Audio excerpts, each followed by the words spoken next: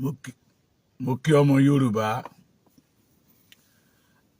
ojúmọ́ ire ojúmọ́ aláyọ̀ ló mọ́yàn léni ìní ọjọ́ ìsinmi Èdùmàrè ọba òkè kó fún gbogbo Yorùbá ní ìsinmi pátápátá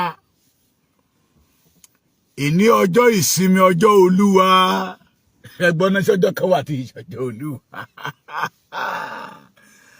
Ọlọ́run tó láyé àti ọ̀run tó mọ̀ọ́mọ̀ ya ọjọ́ ìní sọ̀tọ̀ nínú ọjọ́ kó ya Yorùbá yábì bẹ́ẹ̀ náà ni ó dẹ̀ máa rí ní ìgbà gbogbo ayé àìnípẹ̀kọ̀ àmì mo kí yín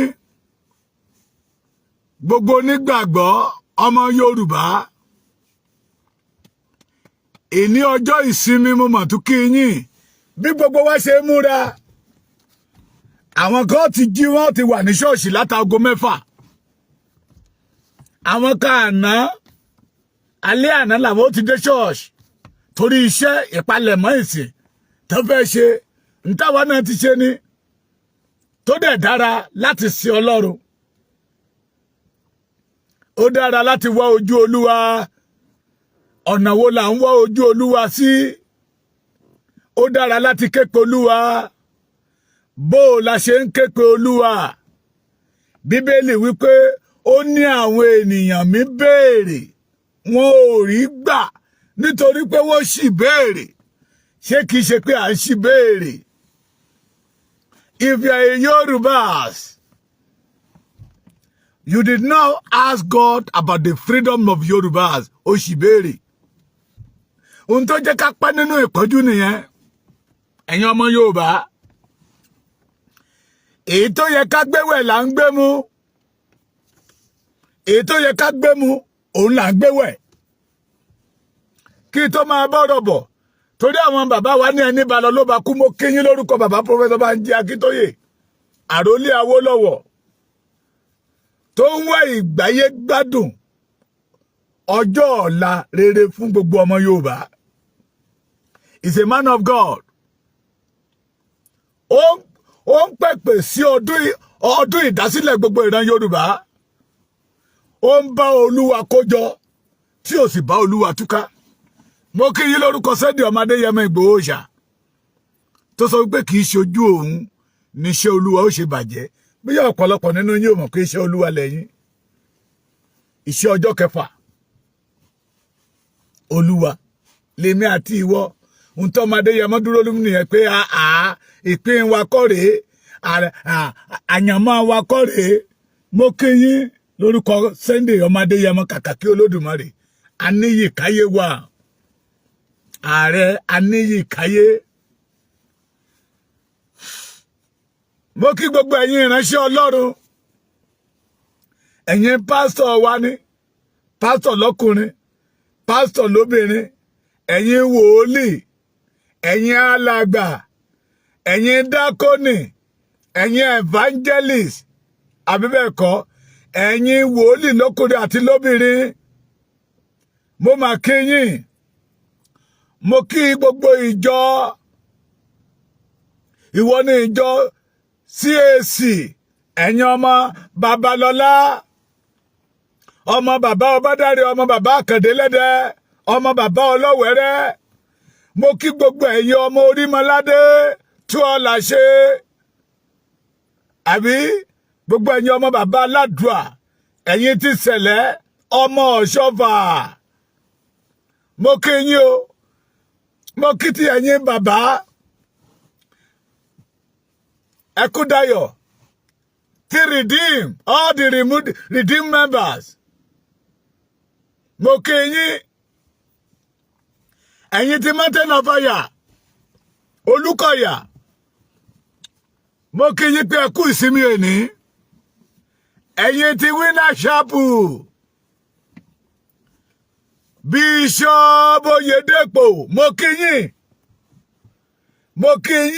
ẹ̀yin ti Deeper Life Bàbá Kúmúyì àti gbogbo ẹ̀yin ìránṣẹ́ Ọlọ́run tó jẹ́ tọmọ Yorùbá bàbá mi Ṣẹ́gun Adébáyọ̀ Pastor Ṣẹ́gun Adébáyọ̀ àti bàbá Násírù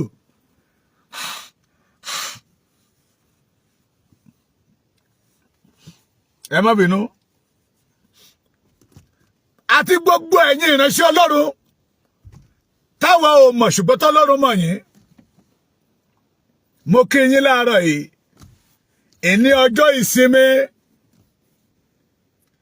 ìpè tá a fẹ́ ká ẹ pè ní ìpè bí ìran Yorùbá yóò ṣe ní ìsinmi not how to get money how to build house not deliverance individual tẹ́ ẹ ṣe fún wa no àwọn ènìyàn mi béèrè wọn ò rí gbà nítorí pé wọ́n ṣì béèrè Yorùbá need freedom lẹ́ni nínú ilé ìsinmi ẹ sọwọ́ papọ̀ pẹ̀lú àwọn ènìyàn kẹ́kẹ́ pé Olúwa nípa ìdásílẹ̀ orílẹ̀-èdè Yorùbá n tí iṣẹ́ ìránṣẹ́ yìí fi lè gbòòrò nìyẹn ẹ má sọ wípé bámúbámú lẹ́yìn yó ẹ̀yin ò mọ̀ pé bí pọmọ ẹnì kọ̀ọ̀kan àwọn ìránṣẹ́ Ọlọ́run ká máa sọ pé sójà go sójà com lọ̀rọ̀ ìjọ sójà go sójà com ìgbà kan òpin máa dé bá ìgbà kan òpin máa dé bá ẹ sọ̀rọ̀ ìtùnú sí Yorùbá ẹ wá ọ̀nà bí Yorùbá yóò ṣe ní àlàáfíà ẹ̀yin ìránṣẹ́ Ọlọ́run ẹ padà lẹ́yìn àwọn ọ̀jẹ̀lú tẹ̀ ń tẹ̀lé kiri tẹ́tí special ṣí àwọn síwájú our commissioner is coming agbọ́pẹ́ sẹ́nitọ̀ wà lé pásítọ̀ àti sáré lọ kí sẹ́nitọ̀ láàárọ̀ kó lè wá ṣọ́ọ̀ṣì torí ìdámẹ́wàá àtọrẹ ẹ padà lẹ́yìn wọn torí òjò ìbínú Ọlọ́run ń bọ̀ wá rọ̀ lé gbogbo ẹ̀yin ìránṣẹ́ Ọlọ́run lóòótọ́ lọ́lọ́run pè yín ṣùgbọ́n ẹ ti fojú kòkòrò kúrò nínú iṣẹ́ ìránṣẹ́ ń tọ́lọ́run pè fún yín fún ẹ tu àwọn ènìyàn mi nínú a pè yín láti mú àwọn ènìyàn kúrò nínú ìgbèkùn a pè yín láti sọ̀rọ̀ ìtùnú sí ìran Yorùbá that is why lọ́lọ́run tún fi pè yín gẹ́gẹ́ bí ọmọ Yorùbá a pè yín láti wá ojútùú sí ohun tó ṣẹlẹ̀ ní ilẹ̀ Yorùbá lẹ́nìí the majority of you ẹ mọ̀ pé Ọlọ́run dá ilẹ̀ Yorùbá ní àdápé ṣùgbọ́n a wà nínú ìgbèkùn not individual of us ló wà nínú ìgbèkùn our land tá a ti jáde tá a fi pè wá ní Yorùbá ló wà nínú ìgbèkùn ìyẹn ni kẹ́ ṣiṣẹ́ lé lórí ẹ ké pe Olúwa nígbà tó wà nítòsí ẹ fi ọ̀rọ̀ Yorùbá lọ Olúwa pé Olúwa ìran Yorùbá ó dá wa ní orílẹ̀-èdè ni kì í ṣe àpapọ̀ Nàìjíríà mo máa ń sọ fún yín God did not know anything about Nigeria ìpilẹ̀ṣẹ̀ Nàìjíríà Ọlọ́run ò mọ̀ pa ẹ̀ ẹ̀yin pásítọ̀ ṣọ́ọ̀ṣì kan wà ládó ìmọ̀ ní oh my God business church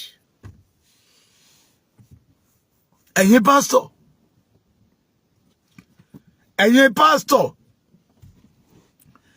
ẹ wá ojú Olúwa we need our freedom tẹ́yin bá jayé fàmílétè tuntun tẹ́ kẹtí ikú pé ẹ̀gbọ́n tó ń lọ àrọ́mọdọ́mọ yín máa jẹ nínú ìyà yẹn ṣá ìyá wòlíì bàbá wòlíì ẹ̀yin ò rí ìran àlàáfíà bí ìran Yorùbá ó ṣe bọ́kò nínú ìgbèkùn ṣùgbọ́n ẹ ríran fi sí individual kí owó kó lè jáde lápò wọn sí àpò yín ẹ máa jẹ kísà nínú ìyà ntọ́lọ́run sọ fún èmi mọ́jú èyí lèmi tó sọ fún yín ẹ mọ̀ pé tọ́lọ́run ò bá sọ fún mi èmi ò ní jáde síta.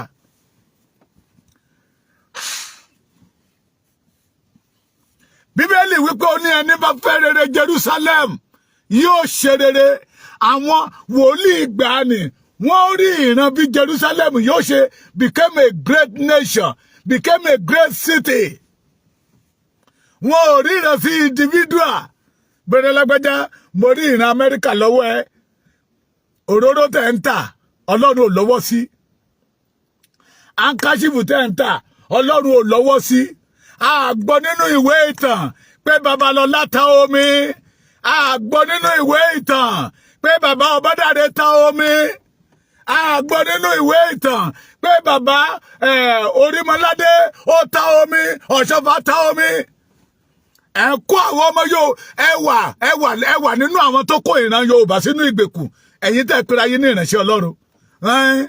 Iṣẹ́ ti délẹ̀ fún yín náà. A máa pariwo yín lẹ́yọ kọ̀ọ̀kan. Ẹ dìde, ìran Yorùbá wà nínú ìgbèkùn. Torí tẹ́ bá bẹ̀rẹ̀ sí para nínú tẹ́ bẹ̀rẹ̀ sí pa Yorùbá tán, ṣọ́ọ̀ṣì àwa tún lé yín lórí ìgbà ẹlẹ́mà mọ̀ pé ẹ jẹ́ nǹkan kan. We are sick and tired for Nigeria. Tó bá jẹ́ pé lóòótọ́ lolúwa pè yín, ẹ sowọ́ papọ̀ pẹ̀lú àwọn ìránṣẹ́ Ọlọ́run tó ti lọ́wọ́ sí. Táwọn ti rí ìran yẹn pé Nàìjíríà ti kú. Ẹ sowọ́ papọ̀ pẹ̀lú àwọn ìránṣẹ́ Ọlọ́run tó ti rí pé Nàìjíríà dead country ni, pé we must get out. Kí ìbínú Ọlọ́run tó bẹ̀rẹ̀ sí rọ̀ bí òjò lórí Nàìjíríà káwa má bàa nípìn nínú ẹ̀. Ẹ sowọ́ papọ̀ mọ́ pẹ̀lú owó kẹ́kẹ́ pé Ọlọ́run pé Olúwa mú ọwọ́ agbára tó fi mú Ísírẹ́lì jáde ní Egypt. Mú àwa náà jáde nínú Nàìjíríà yìí. We are tired inside Nigeria. Ẹ̀rí tó ń lọ.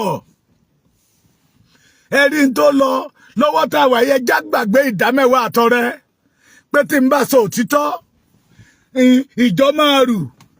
Tí n bá sọ òtítọ́, the senator will not come to my church again. Tí n bá sọ òtítọ́, the governor will not worship in our church again. Tí n bá sọ òtítọ́, àwọn olóṣèlú yẹn ò ní wá sọ́dọ̀ wa mọ́. To hell with them. Ẹ má bẹ̀rù èèyàn. Kẹ́fì Ọlọ́run lẹ̀. Ìbẹ̀rù Ọlọ́run ìpilẹ̀ṣẹ̀ ọgbọ́n bó ṣe wà nínú Bíbélì nìyẹn. Èní tún ọjọ́ ìsinmi, ẹ kéde ọdún ìtúsílẹ̀ fún ìran Yorùbá. Ẹ kéde ọdún ìtẹ́wọ́gbà fún ìran Yorùbá. Ẹ jẹ́ kí Ọlọ́run ó mọ̀. Ẹ jẹ́ kí Ọlọ́run ó mọ̀ pé ìgbé ayé tí ìran Yorùbá gbé nínú Nàìjíríà, we are tired for it. Nígbà tí gbígbé ọmọ Ọlọ́run rí pé àwọn ọmọ Ísírẹ́lì wà nínú ìgbèkùn. Ọlọ́run rí pé àwọn ọmọ Ísírẹ́lì wà nínú ìgbèkùn. Ọlọ́run rí pé ìran Ísírẹ́lì ń jìyà ní ilẹ̀ Íjíbítì. Bàbá dẹ̀ fọwọ́lérò ń wò wọ́n. Ṣùgbọ́n nígbà tí ìyà yẹn dé góńgó tí wọ́n rí pé wọ́n lẹ́mìí ó fẹ́ gba ẹ̀mí wọn, wọ́n ké pe Ọlọ́run. The Bible recorded that nígbà tí gbígbé ọmọ Ísírẹ́lì déwájú Ọlọ́run gbọ́dọ̀ wọ̀rọ̀. Ẹ wá ojú Olúwa behalf of the Yorùbá nation. Ìrọ̀rùn igi ni ìrọ̀rùn ẹyẹ. Ẹ̀yin pásítọ̀, ẹ̀yin wòlíì lọ́kùnrin lóbìnrin, evangelist, èní lọ́jọ́ ẹ ti ya ọjọ́ èní sí ọ̀tọ̀ pé ọjọ́ ìkákòkò yín ni. Oríṣiríṣi owó ọrẹ àdúrà mi gbà. Mo lọ láyọ̀, mo bọ̀ láyọ̀, mo sùn, mo jí. Ṣé pásítọ̀ ló jí Ọlọ́run? Ọlọ́run ò ń náwó, ènìyàn ní ń náwó. Ẹ kéde ọdún ìtẹ́wọ́gbà fún ìran Yorùbá. Ẹ jẹ́ àjọ sowọ́ papọ̀ kájọ képe pọ̀ Ọlọ́run. Pé lójijì làwa bára wa nínú ìgbèkùn Nàìjíríà. Olúwa gẹ́gẹ́ bí ọ̀rọ̀ rẹ pé nígbà tí ènìyàn sùn, ọ̀tá rẹ̀ wá, ó fún èpò sínú àlìkámọ̀ ó bá ti tiẹ̀ lọ. Nígbà tí Yorùbá sùn, the Fulani, the Hausas, the Igbos, wọ́n fún èpò sínú àlìkámọ̀ Yorùbá, wọ́n wá sọ wá sí oh God. Ẹ já lójọ́ wa fún Ọlọ́run. Ẹ̀yin pásítọ̀ yìí, join hand together with other pastors tí jẹ́ pé ìgbé ayé tí Yorùbá ń gbé ò tẹ́ wọn lọ́rùn. Tí wọ́n ti rí ìran yẹn pé Ọlọ́run ò mọ̀ nípa Nàìjíríà, ìṣẹ̀dá wa ò dúró nínú Nàìjíríà. Ẹ jọ ìpapọ̀ pẹ̀lú wọn. Mo dẹ̀ mọ̀ pé ọ̀pọ̀lọpọ̀ nínú yín ti rí ẹ̀rù àwọn olóṣèlú ló ń bà yín. Ẹ̀rù àwọn gómìnà yẹn ló ń bà yín. Mo mọ̀ yìí tí dé.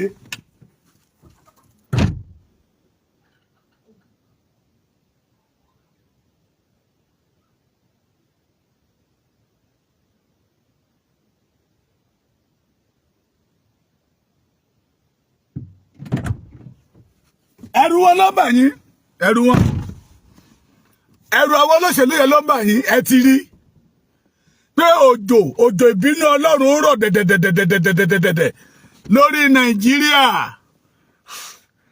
Ẹ̀yin náà ti rí, àti fi hàn yín pé the foundation of Nigeria, God knows nothing about it. Ẹ̀yin náà mọ̀ pé Nàìjíríà wọ́n fi da iṣẹ́ ètò Ọlọ́run, wọ́n fi dàrú ni. Àkójọpọ̀ orílẹ̀-èdè mẹ́ta tọ́lọ́run ti dá lọ́tọ̀ọ̀tọ̀ làwọn òyìnbó kó papọ̀ fún ìfẹ́kúfẹ́ ara wọn. Ẹ ti rí, ṣùgbọ́n ẹ̀rù gómìnà ló ń bà yín, ẹ̀rù sẹ́nítọ̀ ló ń bà yín, ẹ̀rù ikú yín ló ń bà yín, ẹ̀rù àtijẹ àtimu ló ń bà yín. Àti ń bá sọ̀rọ̀ wọ́n ọmọ fọlọ́pàá lémi kiri, òun ló ń bà yín. Ṣé báwọ̀ tó ń fọlọ́pàá lérè? Ọlọ́run sì ní ká máa mí, adẹ̀sí mí. Ilé tọ́lọ́run ọba mi ò bá wó, kò sẹ́ni tó lè wó. Ìlú tọ́lọ́run ọba tú, kò sẹ́ni tó lè tú.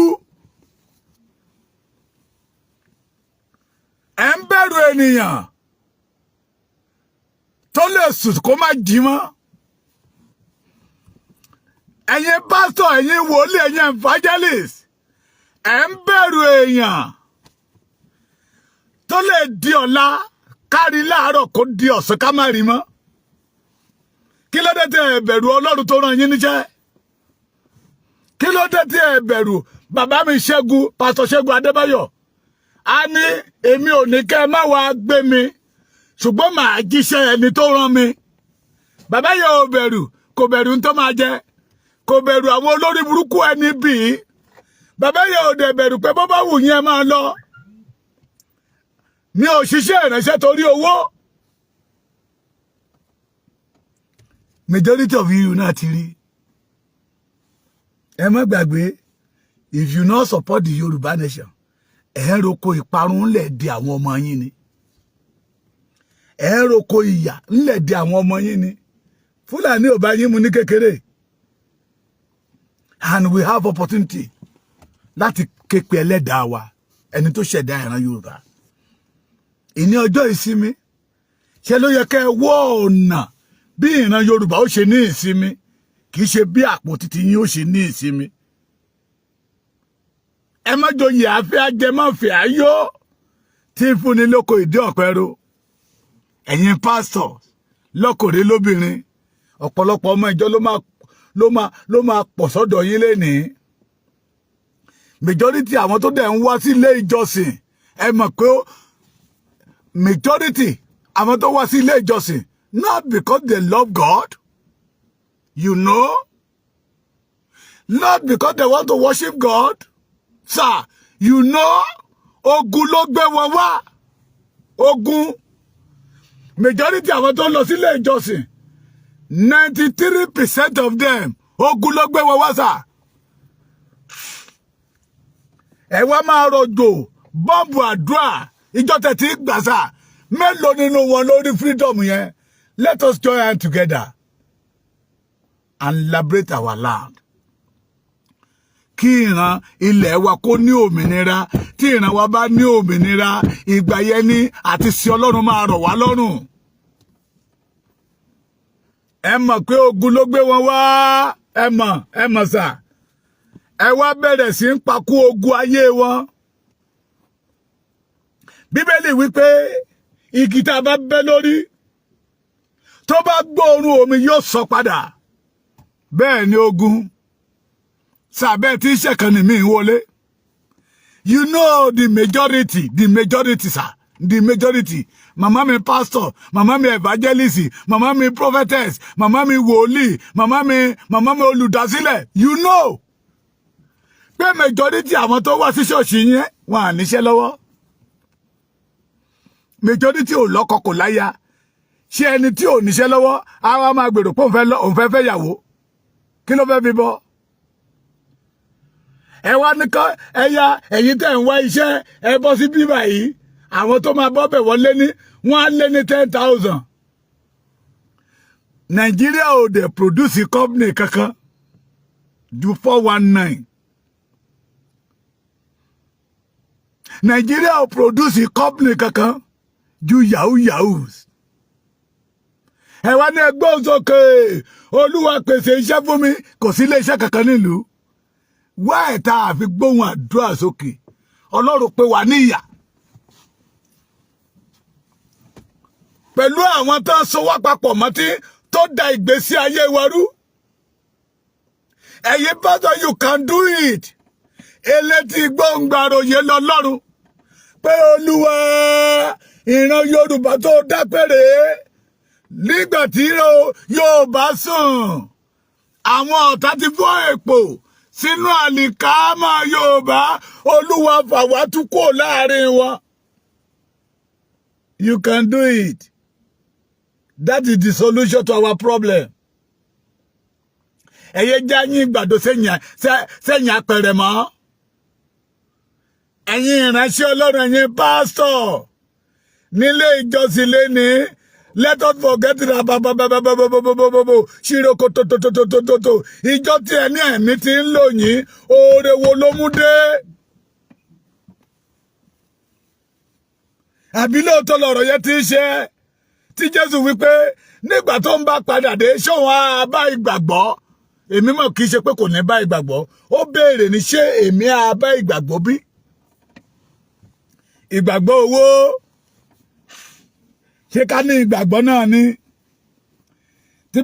Tí wòlíì á ríran, wòlíì máa ríran, ó rí tọmọ ìjọ Jésù lánàá. Ó meye mọ́tò tó wà nínú yáàdì ilé sẹ́nítọ̀. Ẹ̀mí Ọlọ́run ní ká gbé jíìpù yẹn fún mi. Ilẹ̀ Yorùbá dá iṣẹ́ àìsàn lọ́wọ́. Ó kàn yín. Àti rí pásítọ̀ tí àwọn Fúlàní ti pa ní ṣọ́ọ̀ṣì pé wọ́n ṣe ìṣọ́ òru lọ́wọ́. Àti rí ọmọ ìjọsìn yín, ọ̀gá akọrin tó gbé lọ tó jẹ́ pé òkú ẹ̀lẹ́ padà rí. Ó jọ kà wá ní. Ẹjẹ́ àjọ kẹ́pọ̀ Ọlọ́run, we don't want Nigeria again. That is the solution. Tọ́lọ́ṣèlú kan bá sọ fún yín pé Nàìjíríà, ẹ̀yin gan mọ̀ ẹ ti rí. Ọlọ́run ọba mi ti fi wọ̀nyí. Ohun ìkọ̀kọ̀ ó ń bẹ gbangba kedere nínú ìmọ́lẹ̀ ló wà níwájú Ọlọ́run. Ọlọ́run ti fi hàn yín. Ẹ̀yin náà ti rí pé Nàìjíríà ò lè work. Ṣùgbọ́n ẹ̀yin wá rí gẹ́gẹ́ bí avenue.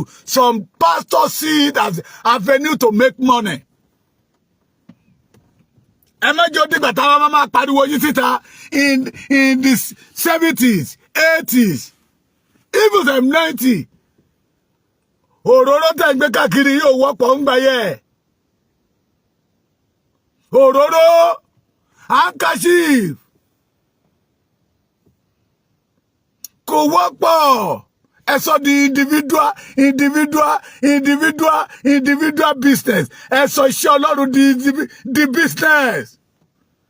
If you are a pastor, a Yorùbá man, a Yorùbá woman, bó ẹ jẹ́ wòlíì lọ́kùnrin lóbìnrin, Yorùbá wà nínú ìgbèkùn. Ẹ jẹ́ àjọ pọ̀wọ́pọ̀ kájọ kẹ́pọ̀ Ọlọ́run pé we want to go out. Ẹ fà àwọn olóṣèlú yẹn lẹ̀. Pàṣẹ Ọlọ́run ń bọ̀ lórí wọn. Ẹ kọ déètì nílẹ̀. Kí ẹ̀yin pásítọ̀ yẹn má bàa nípa àti ìpín nínú ẹ̀. Ọ̀pọ̀lọpọ̀ pásítọ̀ lọ́lọ́run pé ṣùgbọ́n máa kábàámọ̀ pé òun jẹ́ pásítọ̀ nígbẹ̀yìn. Ló ní ìpè Ọlọ́run confirm. Ohun èlò Ọlọ́run ní confirm. But ọ̀rọ̀ ẹ̀ máa dàbí wòlíì kékeré àti wòlíì àgbà. Tí wòlíì Ọlọ́run rán wòlíì kékeré níṣẹ́ pé ibi tó ń lọ yẹ lọ ṣe báyìí, ó gbẹ́dọ̀ wọlé ẹnikẹ́ni, ó gbẹ́dọ̀ jẹ, ó gbẹ́dọ̀ mú títí ó fi padà sí ààyè ẹ̀. Ó ní yẹ́sà Olúwa mi. Ó lọ. Ó parí iṣẹ́ ẹ̀ tó kó máa padà bọ̀. Wòlíì àgbà pàdé ẹ̀ lọ́nà. Yóò ti padà ní oníbẹ̀ ni bàbá mi. Wá jẹ wá mú. Kó dẹ̀ wọlé kó oṣù oníbà. Olúwa ti ní pé mi ò gbẹ́dọ̀ jẹ, mi ò gbẹ́dọ̀ mú. Tí n bá ti parí kí n dẹ̀ padà sáyé mi ni. Wòlíì àgbà ní Olúwa náà ṣe bá mi sọ̀rọ̀ tán ní sí pé jẹ mú. Wòlíì kékeré bá gbà á. Ó jẹ ohun tó wọ̀ lóòótọ́ bó ṣe ń lọ. Béèrè jáde nínú igbó, ó fàya pẹ̀rẹ̀pẹ̀rẹ̀. ó kábàámọ̀ gbẹ̀yìn ọjọ́ ayé ẹ̀. Call by God. Ìránṣẹ́ Ọlọ́run ni. Tọ́lọ́run ń bá sọ̀rọ̀. Tó ń gbóhùn Ọlọ́run. Ṣùgbọ́n ó tàpá sí ìlànà tọ́lọ́run bá mi gbé fún. Majority of you pastor, ẹ ti tàpá sí ti Ọlọ́run pè yín sí. How to make money. Bẹ́ẹ̀ ṣe máa di ọlọ́rọ̀ àpàpàǹdodo. Ẹ dẹ̀ mọ̀ pé ilẹ̀ Yorùbá wà nínú ìgbèkùn. Ẹ mọ̀ pé Ọlọ́run pè yín kí ìran Yorùbá lè bọ́kò nínú ìgbèkùn ni. Àwọn bàbá wa ti jésù àjàrà. Ẹ̀yin wá ka àwọn ọmọ. Ọlọ́run ò wá fẹ́ kí ẹ̀yin ka àwọn ọmọ ló fi pè yín. Ṣùgbọ́n ẹ pàkó ìṣòro wa ni.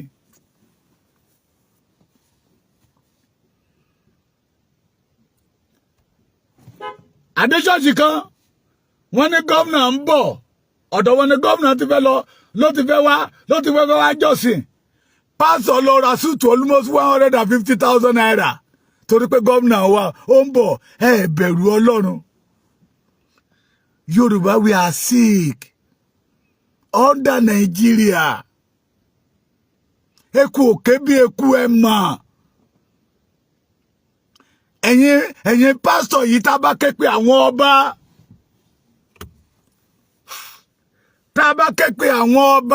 ọba táwọn ọba bá sọ wípé olóṣèlú ti kí ọwọ́ wọn bọnú ṣọ̀ọ̀lọ̀ pé nígbà tá máa disgrace àwọn ọba ilẹ̀ Yorùbá wọ́n ti lọ kó wọn lọ sí abẹ́ chairman local government ṣé wọ́n tún kó ẹ̀yin ìránṣẹ́ Ọlọ́run bọ abẹ́ ṣọ̀ọ̀lọ̀ ni.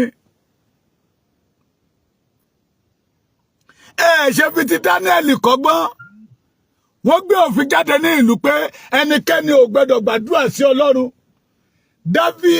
Daniel wọnú yàrá ẹ̀ lọ ó ké pe Ọlọ́run níbo ni Ọlọ́run ò sí.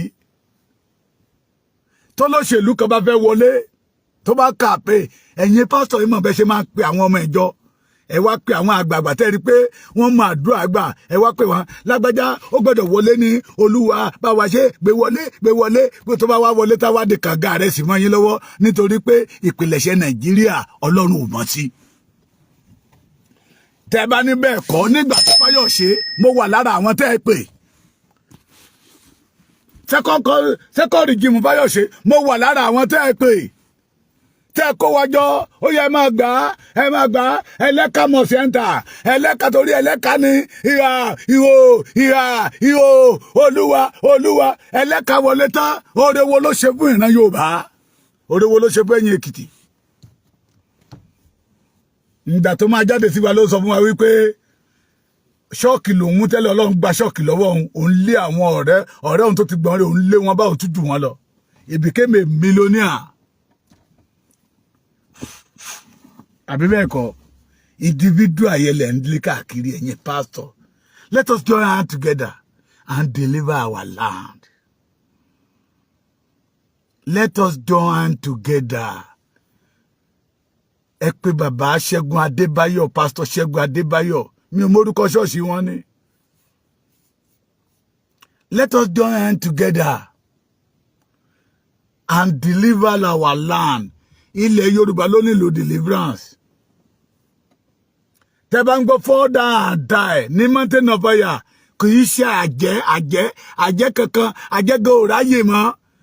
Fall down and die yẹn let Nigeria fall down and die so Yorùbá people may be survive. Under Nigeria àti survive ní Yorùbá a lè kéde ọdún ìtúsílẹ̀ ọdún ìtẹ́wọ́gbà fún ìran Yorùbá. Ẹ sọ fún Yorùbá pé ogun jíjà àwọn tán. That is what we need our nation. Orísun wa tó ti sun tó dára fún wa. Bàbá kan bá mi sọ̀rọ̀ lánàá. Ó ní wọ́n mọ̀ deliberately àbí báwo ni bàbá yẹn ṣe sọ òyìnbó yẹn. Ó ní the Hausa deliberately kill Yorùbá day by day.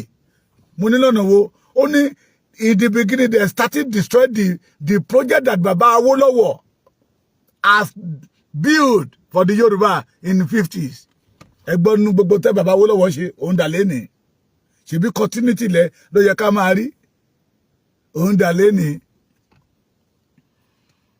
Tí àwọn ọ̀jẹ̀lú ìbá sọ wípé àwọn ọ̀rẹ́ aráàlú, ọ̀rẹ́ mẹ̀kúnnù, èrè ọ̀rẹ́ mẹ̀kúnnù dà. Wọ́n náà fẹ́ fún yín ní grant, wọ́n fún yín ní grant 50,000 naira láàárín ọdún tí ò tó yín ná lọ́sẹ̀. Why are we deceiving ourselves? Ẹ̀yin pastor, the pastors, ẹ̀yin pastor, ẹ wake up.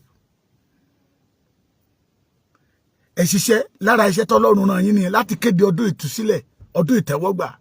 We the Yoruba, we are sick, we are tired, we are injured, we are bleeding, internal bleeding under Nigeria.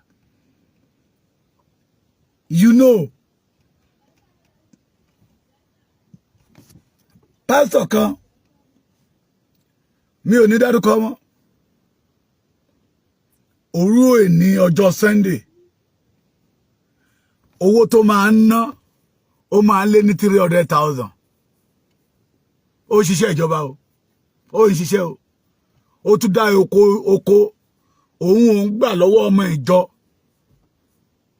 Ó ní because lé ní oríṣiríṣi jáde láti jẹ àti mu náà ni àwọn ọmọ yín ní owó school wọn, owó kíní kan, owó gbogbo ẹ̀. Ó ní owó ọrẹ tó bá dá oníbi tá ń kó sí. Wọ́n ti kọrúkọ lẹ̀ fún ọmọ ìjọ. Mo wá ní dáàdi gbogbo ìyẹ́ tán ogun. Ó ní instead ilé tó yẹ kó fi reduce ó ń pọ̀ sí ní lójoojúmọ́. Instead ilé tó yẹ kó gun yóò fi reduce ó ń pọ̀ sí lójoojúmọ́.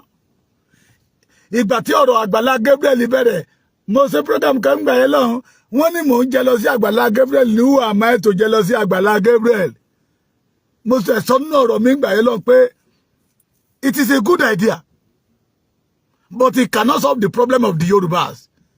Pé Àgbàlá Gabriel ni o, Oríyọmí Hamzat ni o, kí kápẹ́ mẹ́wàá kán máa ṣe program wọn, kápẹ́ mẹ́wàá kán máa ṣe program wọn, kán máa pè ènìyàn lójoojúmọ́, ká dúró ní Ìbàdàn yẹn 100 years to this time wọ́n á lè settle gbogbo kéèsì Ìbàdàn.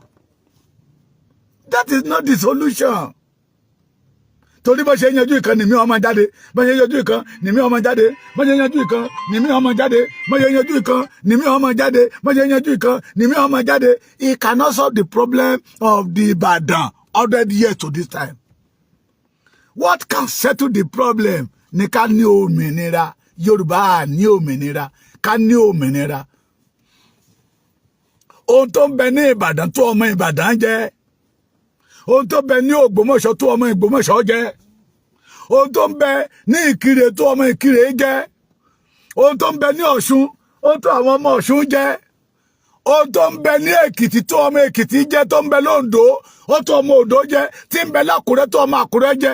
Gbogbo ilẹ̀ gómìnà, ilẹ̀ ọlọ́ràá ni tọ́lọ́run ọba mi fún tó dára pamọ́ bẹ̀. But because we are in bondage, àjòjì ló wá ń kéré wa.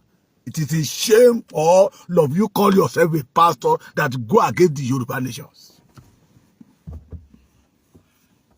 Ìlú tẹ́ ìlú fún wa níbi ọdún méjì sẹ́yìn, ọmọ ẹni ò lè ṣe ní bẹ̀rẹ̀ kábílẹ̀ kẹ̀ sí di ọmọ ẹlòmíì, ìdí ti yọ́jọ́, lẹ̀kẹ́ ti jábọ́. Ẹ̀yin pásọ̀ tẹ́ lọ campaign gbà yẹn lọ́hùn, tẹ́ ẹ sọ pé Ọlọ́run fi wọ̀nyí pé solution ni, àbí bẹ́ẹ̀ kọ́. Ìdí ti yọ́, ìlẹ̀kẹ̀ ti já, ó jábọ́. Ó jábọ́. I did not go against Àgbàlá Gabriel that time. But it's not a solution. It's not a solution.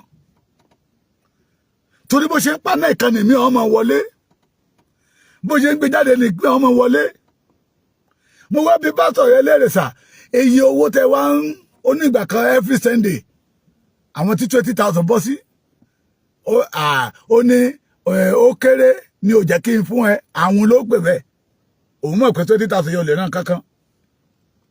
Ó ní but now, àtọjọ́ Tuesday, olóhùn ìgbà mi orí ilé máa sùn, láàárọ̀ kùtù kan wá kanlẹ̀kù tó bá ti wá bẹ̀rẹ̀ sí rojọ́ yẹn lọ tọ́rọ yòówù á ti mọ̀ pé kò sí tán máa jẹ́ lé ni ó yá ó ní bàbá òun ò lè parọ́ fún yín òun gan náà ti wá di aláìní. mo wá ní kí lọ́nà àbáyọ ó ní that is why tóun fi pè yín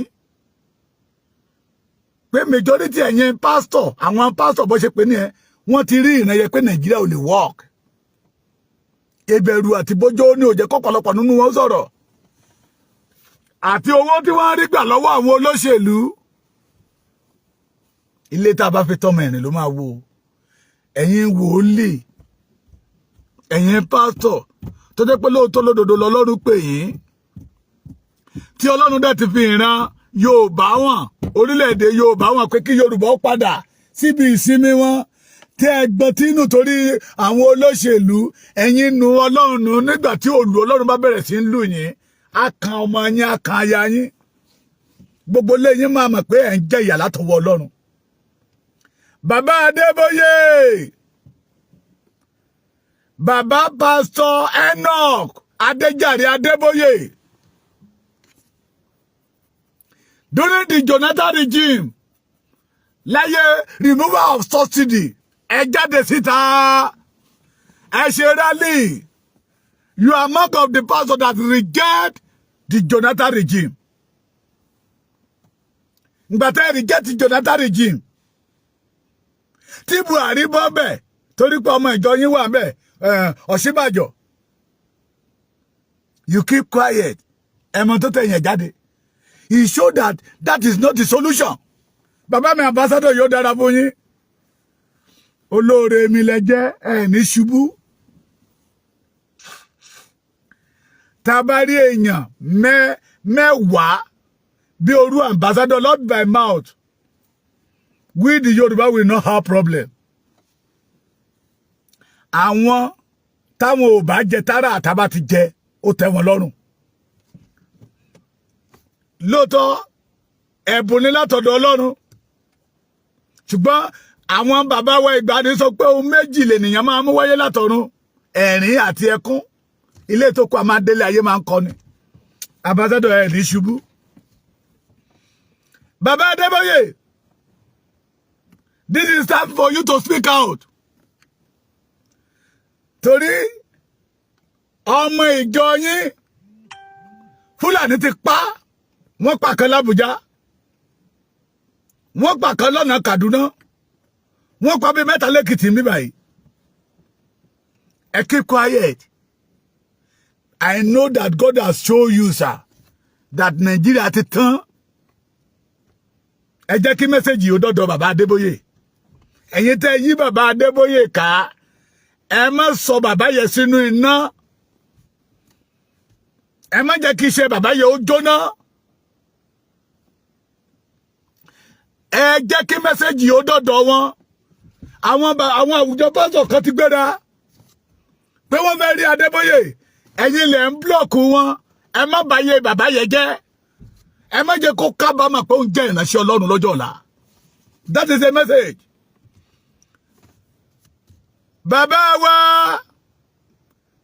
Bishop David Oyedepo go to Umuaran your own town lọ́wọ́ iṣẹ́ táwọn Fúlàní ṣe ń bẹ̀ and you know that Nigeria is finished. Nigeria is dead.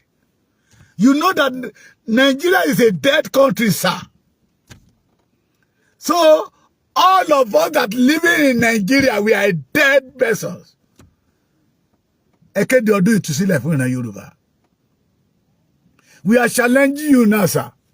Ẹ bá wa wo ojú Ọlọ́run. Yes. Ẹ bá wa ké pe Ọlọ́run. Ẹ bá wa wo ojú Ọlọ́run ara ní ìran tẹ́ ti jáde. Ẹ̀jẹ̀ Yorùbá ló wà lára yín, omi Yorùbá ló wà lára yín. Ara ní ìran tẹ́ ti jáde. Umuaran gan tẹ́ ti jáde sa Umuaran ò gbádùn lọ́wọ́ Fúlàní. Àwọn ọmọ Umuaran ò lè ṣe bó ṣe wù wọ́n. Have a university. Cannot solve this problem, sir. Can never solve the problem. If you have 1,000 of university without freedom, we are deceiving ourselves, sir. We are deceiving ourselves. Bami Olukoya, Daniel Olukoya, Mountain of Fire. This is time for you. I'm a warrior. Yes, sir. My name is Olaoluwa Odeniyi. People know me as Baba Ekiti. Fear nobody but fear God. I'm a father and I die. Adura yes, sir. Ota Yoruba ni kegba si winsin, not the individual, sir. Yoruba must free. We need a freedom. Láti ìgbà tẹ́ ti bẹ̀rẹ̀ fall down die fall down die fall down die fall. Àjẹ́ mélòó lẹ ti pàṣà ìtura mélòó ló ti wọlé Yorùbá kàkà kó dẹ̀ fún ewé àgbọn Yorùbá sí líle sí lójoojúmọ́. Sir, the Yorubas, we need freedom. We the Yorubas, we need freedom. Babalola olómi ìyèrè o omi ìyèrè o omi ìyè. Ẹ̀yin ọmọ bàbá Babalola CAC. The pastors, the CAC. Bó jẹ́ orí òkè Lágẹ̀lú orí òkè Olú Ìkòyí lẹ máa kó wa lọ. Bó jẹ́ orí òkè Ẹ̀rìmà, bó dẹ̀ jẹ́ orí òkè Ẹ̀rìò, bó jẹ́ orí òkè tó wà ní Ọ̀ṣun yìí orúkọ àti sápá mi lórí lẹ máa kó wa lọ. Ká sọ fọ́lọ́run pé break Nigeria. If God did not break Nigeria, ẹ̀yin gbogbo pastor yóò lè níyìn torí pé ẹ̀rí jẹ ìbátọ́rọ́ kọ́bọ̀ tí ọmọ Yorùbá rí ẹgbà ìdámẹ́wàá ń bẹ̀ ẹgbọ́ rẹ̀ ẹgbà ìdámẹ́wàá ẹgbọ́ rẹ̀ ń bẹ̀. Ẹ má ṣe wá sílé Olúwa ní ọwọ́ òfo. Olúwa fẹ́ onínú dúdùn àtọlọ́rẹ. Ẹni tó ní 200 naira dání á ti ṣe sí 5 naira. Gba gbogbo ẹ̀ tán. It is not a crime, but it is a crime that you will not do the right thing, sir. Ẹ̀yin pastor CAC. Ó yá. Ọlọ́run ti fi wọ̀nyí. Confirm. Thank God Baba Esikaya. Orí Èkó Èrìò ló ti pariwo pé orí pé Ọlọ́run fà sí Nàìjíríà ya. When the orílẹ̀-èdè máa pín, this is time for you to walk towards that vision. Walk towards that vision. Àbí ń tẹ́ fẹ́ sọ ní pé Èsìkáyà ṣe ìránṣẹ́ Ọlọ́run mọ́. Nígbà tó wo ti bẹ̀rù tí ò bẹ̀rù àwọn senators, tí ò bẹ̀rù àwọn governors, tí ò bẹ̀rù president, tí ò bẹ̀rù minister, sọ pé kì í ṣe ìránṣẹ́ Ọlọ́run. That is the message from God. Àṣírí Ọlọ́run ń bẹ pẹ̀lú àwọn tó bá bẹ̀rù ẹ̀.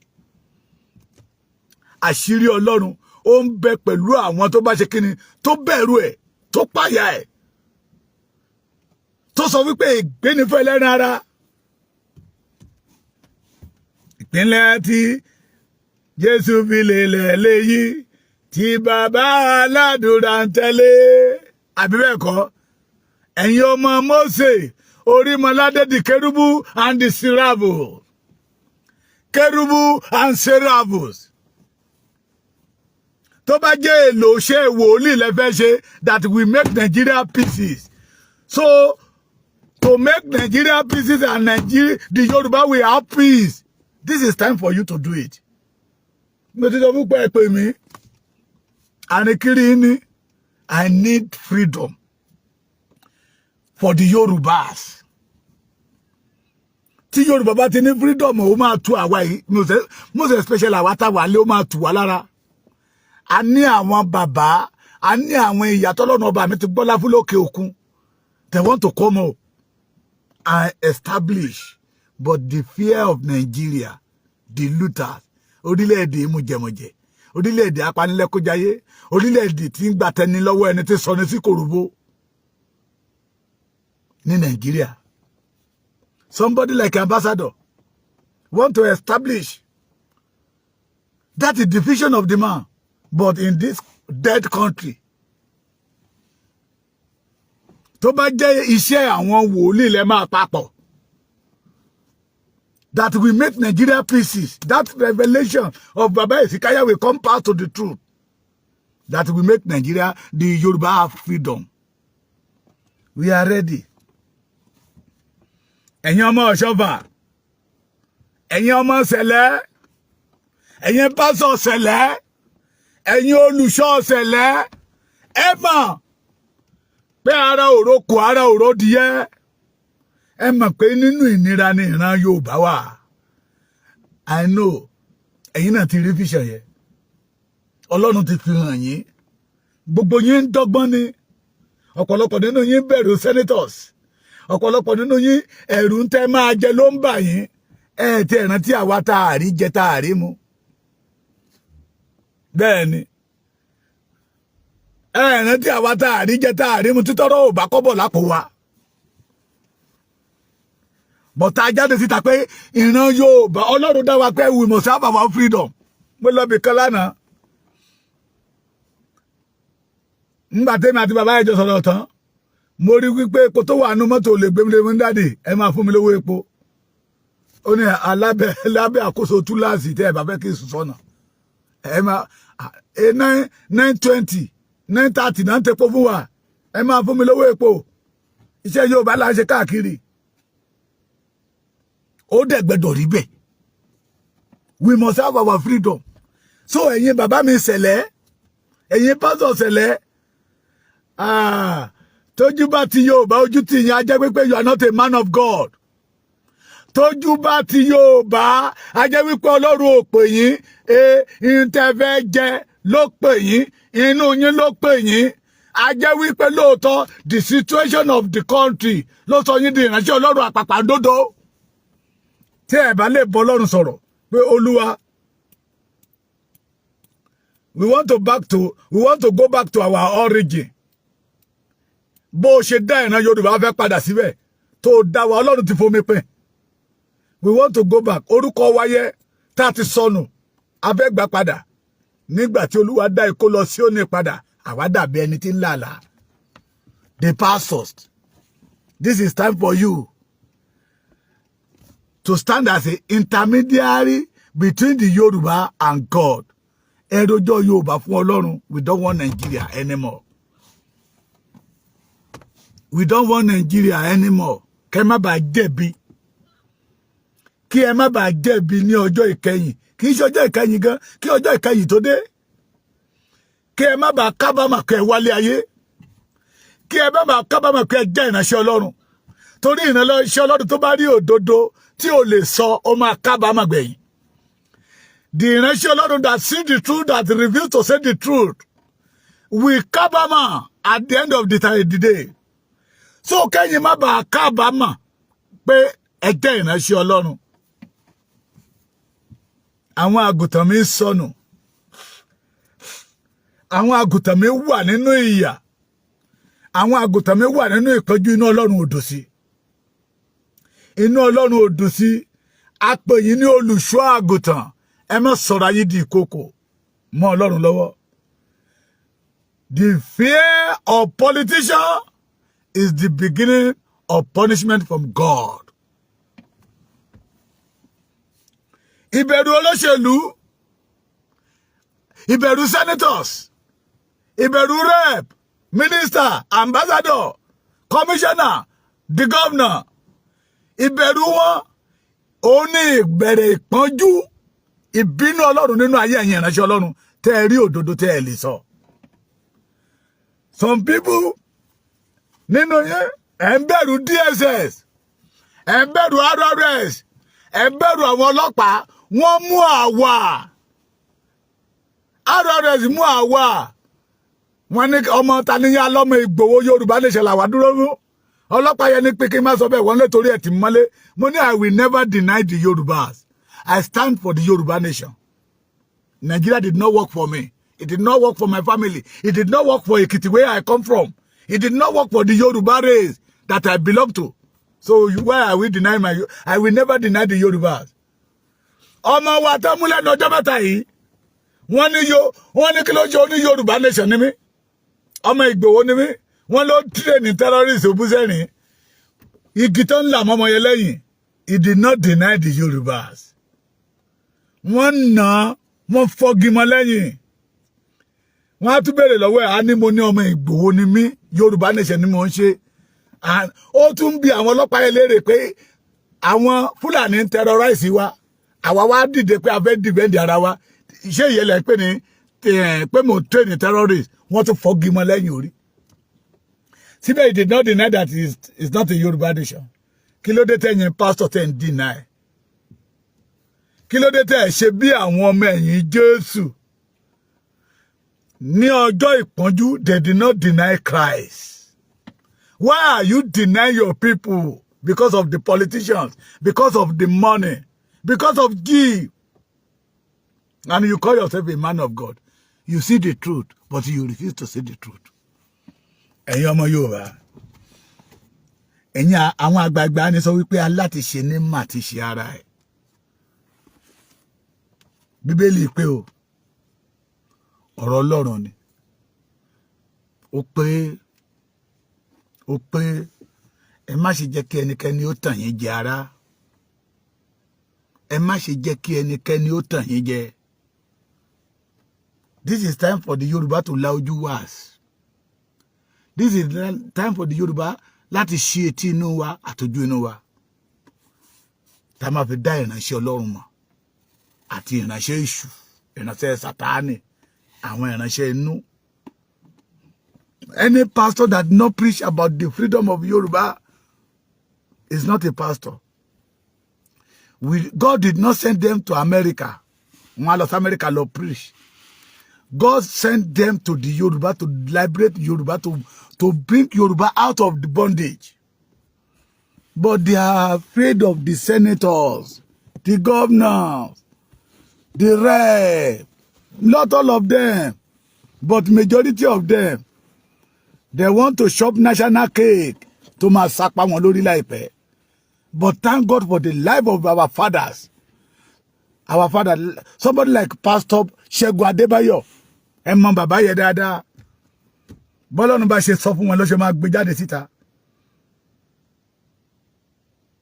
This is time for the Yorubas to say no to Nigeria.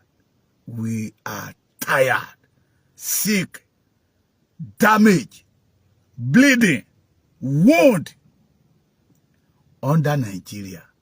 Let us say no to Nigeria. The pastor.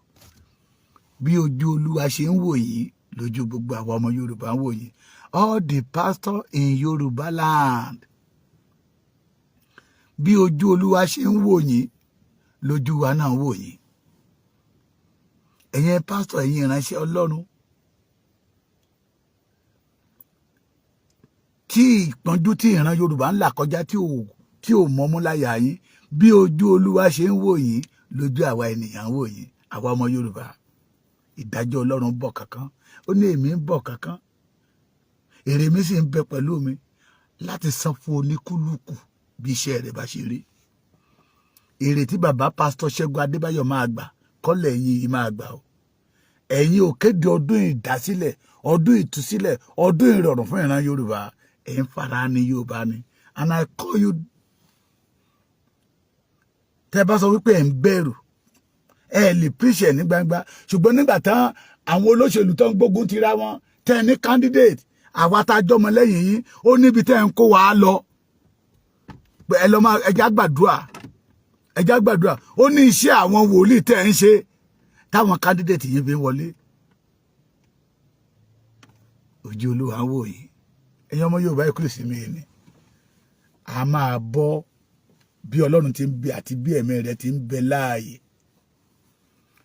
Àwọn bàbá wa ìgbàanì sọ pé tí bàtà bá ti ń dó lákọlábó, ó ṣetán àti ya ni. Àsíá Nàìjíríà yẹn máa ya bí Ọlọ́run ti ń bẹ àti bí ẹ̀mí rẹ̀ ti ń bẹ láàyè. A máa délé ilé làbọ̀ ìsinmi oko, ìràwọ̀ ìdájọ́ ilẹ̀ kó sun ọ̀nà. A máa délé di Yorùbás. Let us join hands together. Ẹ jẹ́ á ríra wa gẹ́gẹ́ bí ẹyọ kan. Please let us have one vision, one focus. That what we need is our nation. You that is bàbá mi kan ó ń béèrè question kan lọ́wọ́ mi lánàá. Ó ní who is Dúpẹ́ Onítìrí? Mo ní Dúpẹ́ Onítìrí dàbí olè. Tí Bíbélì wí pé olè ò lè wá láì ṣe kó parun. John 10:10. Yes. Olè kì í wá bí kò ṣe láti pa láti run. Bẹ́ẹ̀ ni Dúpẹ́ Onítìrí wá ṣe wá. But ọ̀pọ̀lọpọ̀ nínú wa ojú wa ti já. This time around, let us have one vision, one strength, one focus, that we need our nation, that we are not in Nigeria. We did not belong to Nigeria. That our forefathers, they are not in Nigeria. If you are still believe that we are in Nigeria, you show that we are a bastard, and we are not a bastard. Ọmọ aládé ni wá, ọmọlúàbí ni wá. Let us have that vision and determine pé lábẹ́ bó ti wù kó rí orílẹ̀-èdè wa máa dúró. Ìbùkún ni fún orílẹ̀-èdè mi Yorùbá. A máa délé dandan. Ẹ kú ìsinmi ni, and God bless you.